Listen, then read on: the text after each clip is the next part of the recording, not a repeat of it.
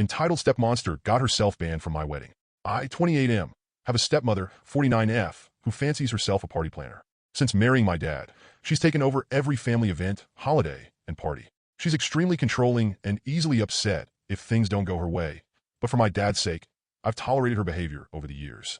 He says it helps her feel included. I'm marrying my fiancée, Jane, 26F, in July. We've been engaged since early 2021, but after Jane became pregnant a few months later, we decided to delay the wedding to focus on raising our son. So, it's been a long engagement. From the start, my stepmother has tried to take over our wedding plans, complaining, contacting our planner, and even showing up uninvited to Jane's dress appointments. Despite repeated requests for her to stop, she's bitter that she isn't in charge of the wedding or being recognized as mother of the groom in the invitations. My dad thinks we should humor her, but it's clear she's upset. In addition to our son, we also have Jane's half-brother Luke for M, whom she gained custody of after his parents passed away. I moved in with them during the pandemic and have been in Luke's life since he was a baby. Although he doesn't call me dad, we love him as if he were our own child. However, my stepmother despises Luke and has accused Jane of baby trapping her way into the family. After our son was born, her accusations worsened. My dad likes Jane and adores the kids, but my stepmother refuses to babysit Luke, so we usually rely on Jane's brother and his wife for childcare. Last Sunday, my brother-in-law was out of town, and my dad offered to babysit the kids at our place. When we returned, we found both children crying, my stepmother screaming, and my dad struggling to calm things down. Luke had innocently told her that both he and our son would be ring bearers at the wedding, and she lost it. She yelled that Luke wasn't family and wasn't going to be at the wedding. Luke started crying, and in the chaos, she injured him, splitting his lip. This was the first time she'd ever gotten physically aggressive. We immediately banned her from our house and the wedding. My dad, furious, declared that he wouldn't attend the wedding without her and has since convinced half of his side of the family to boycott, as well by downplaying what happened. My stepbrother sides with her completely, no matter how much I explain the situation.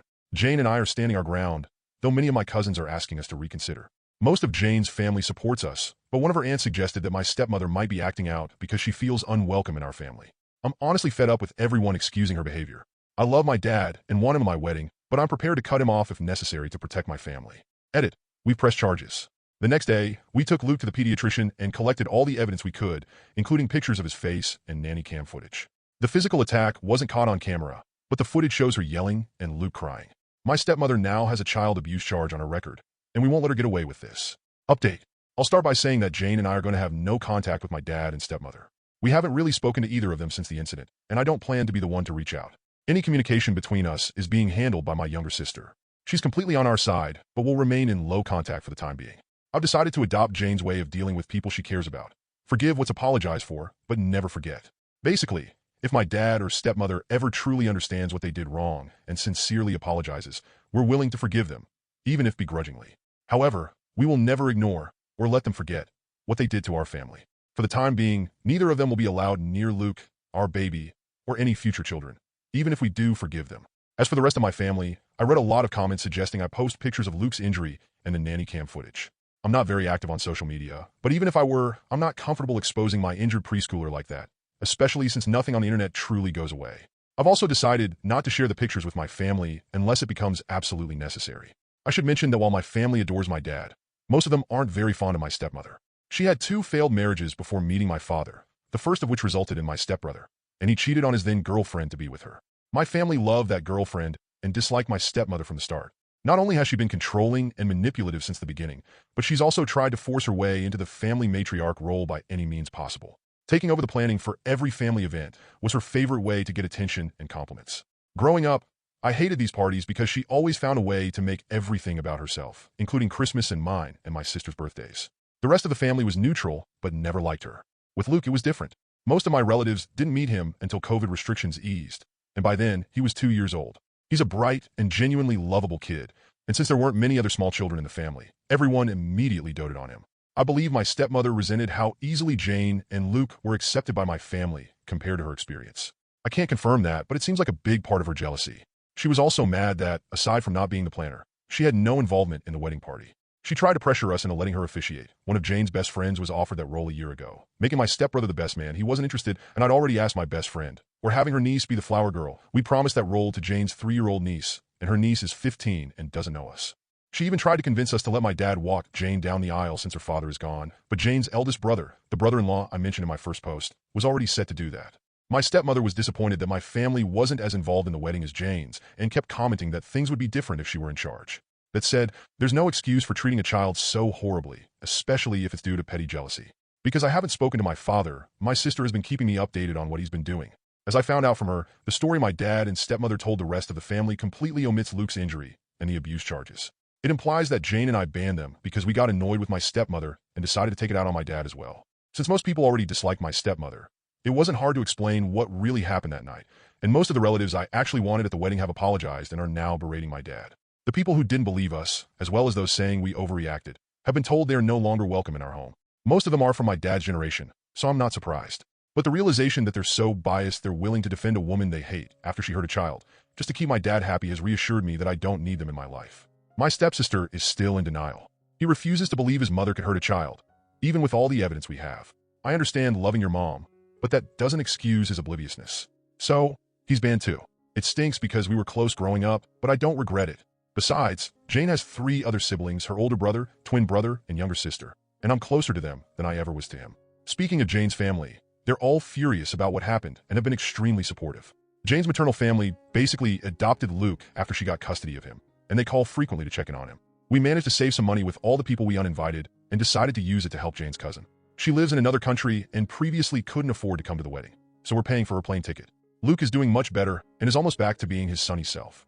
His split lip was shallow, and although it's healing slowly, it didn't require stitches. A few days ago, we sat him down and explained that my dad and stepmother won't be around anymore. He really liked my dad, but understands that he and my stepmother are a package deal. He's clearly scared of her, but we're doing our best to make him feel safe. Jane and I have reassured him that he is family, we love him, and no one will ever change that. I'm not too worried about my dad or stepmother showing up at the wedding, but we've alerted the venue and provided pictures just in case they try anything. Better safe than sorry.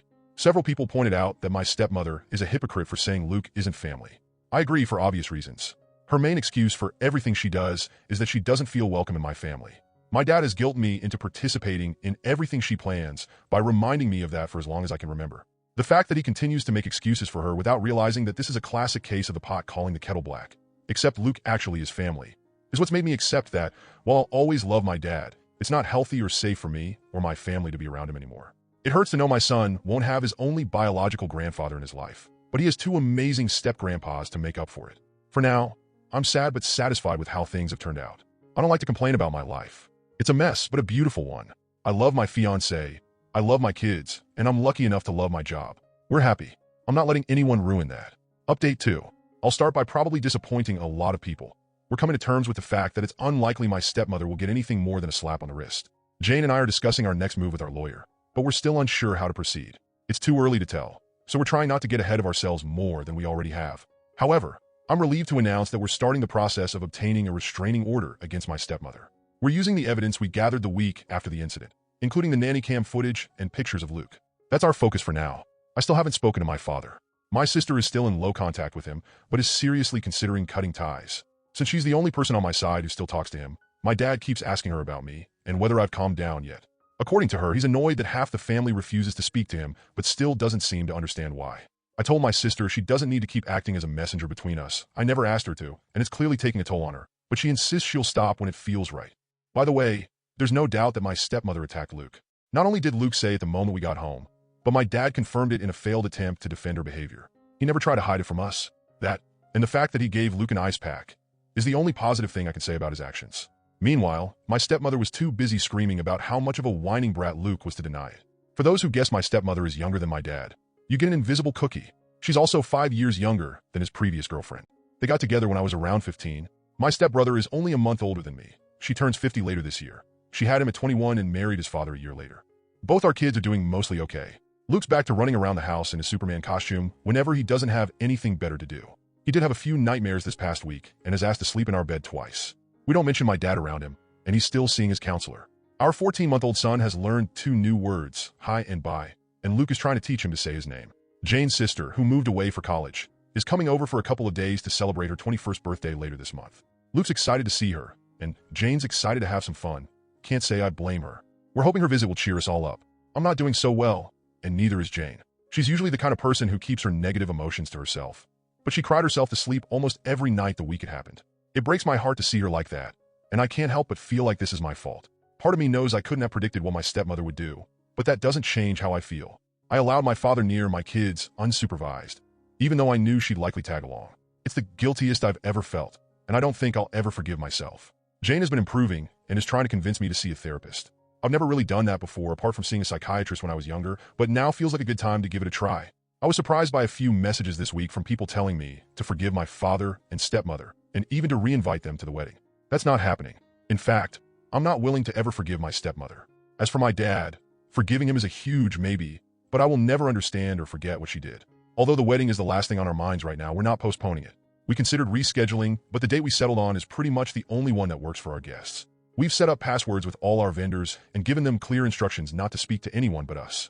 Jane's family is larger and closer-knit than mine, which is why they're more involved in the wedding, but I do have family participating. My sister is one of the bridesmaids, 2 of my cousins are groomsmen, and my mom will walk down the aisle with the wedding party. Going through all of this with Jane has made me realize just how much I love her.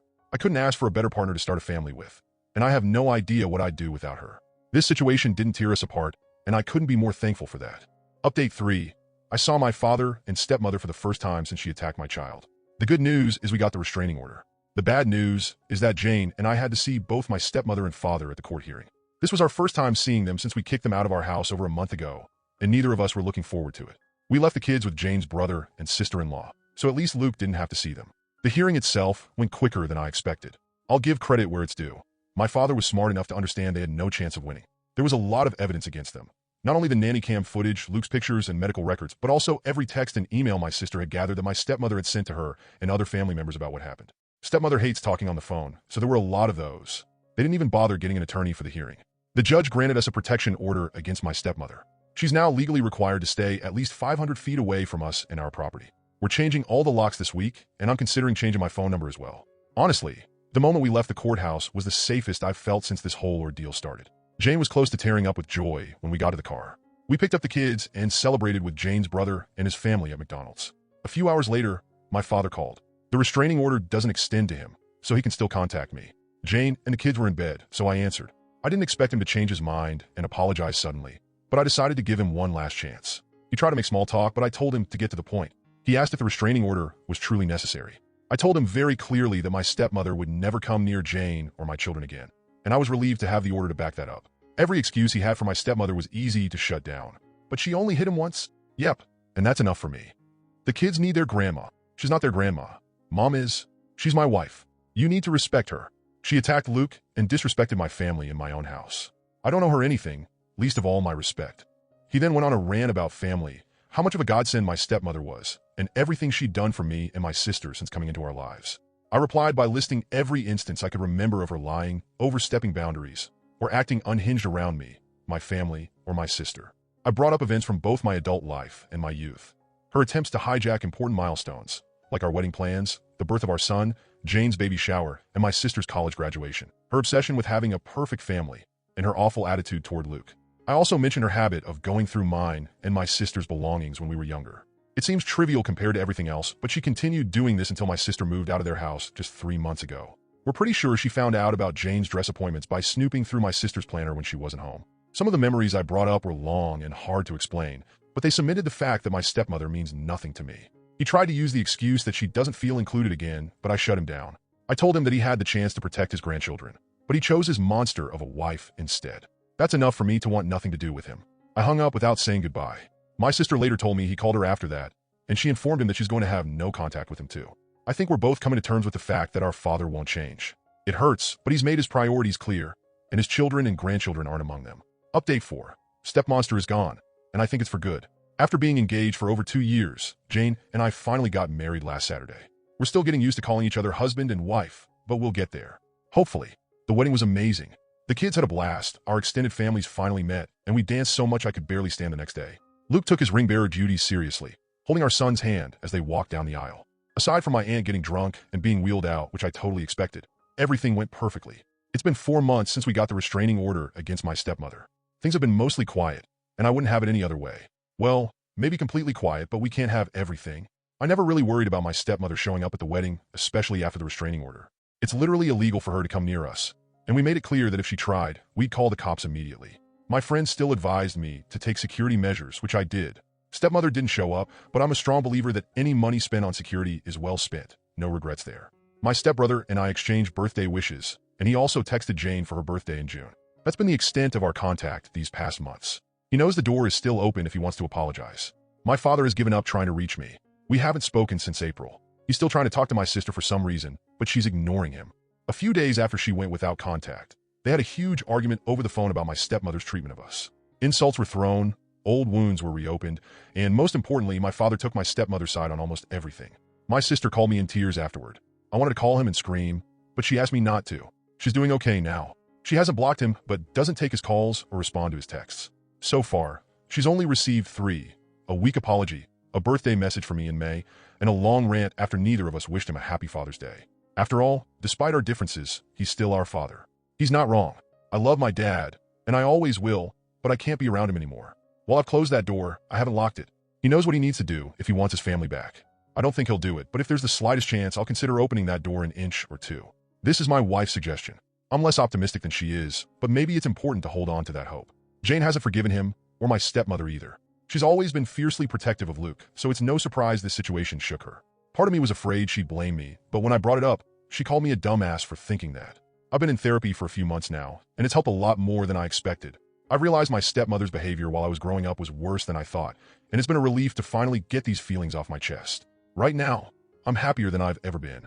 I just married the most amazing woman in the world, and I have the family I always dreamed of. None of us are perfect, but I never imagined life could be this good. Edit. My stepbrother called me earlier today. Apparently, he and my stepmother had a fight, and he wants to meet up. I agreed, but only if it's just the two of us. We're meeting for coffee on Wednesday.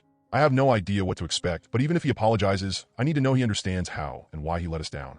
Final update. I first met my stepbrother for coffee back in August after his fight with my stepmother. He told me she lied to him about several things, accusing Luke of picking on my son, bad-mouthing Jane, and more, but this time, he pressed her for the truth. Since then, my stepbrother has started re-evaluating his relationship with her. After discussing it with his therapist and friends, as well as reflecting on the way she raised him, he finally accepted that I wasn't exaggerating about what she did to Luke. He wanted to talk to me earlier in the summer, but didn't want to distract me and Jane from the wedding.